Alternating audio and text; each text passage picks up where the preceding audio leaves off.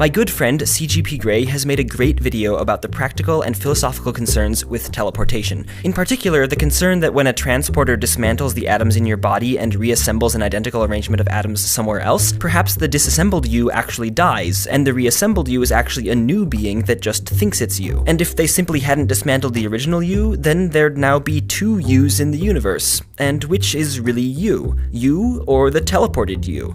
Grey's video covers these questions really well, so if you want more background, you should go watch that. But I do have one additional piece of information I'd like to point out, something the original creators of Star Trek were definitely unaware of because it was discovered in the 1990s. And that is quantum teleportation. Quantum teleportation is the only kind of real teleportation technology we currently have access to, and while I won't go into the details here, the point is you can take some particles in a particular arrangement and transfer their exact quantum condition onto other particles arbitrarily far away. It kind of seems like sad teleportation because the particles don't move, just their state. But isn't that essentially what a Star Trek teleporter does, albeit on a larger scale? Sending enough information and energy over to the new location to create the exact arrangement or state of particles that corresponds to you?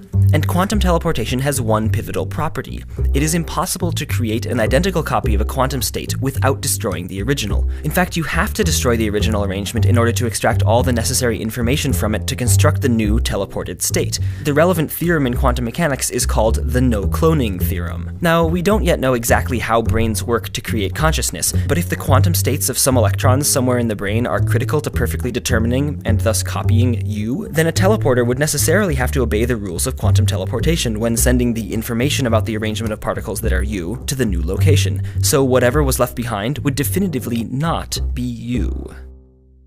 I've included links in the video description so that if you haven't already, you can go and watch Grey's video. It's really good.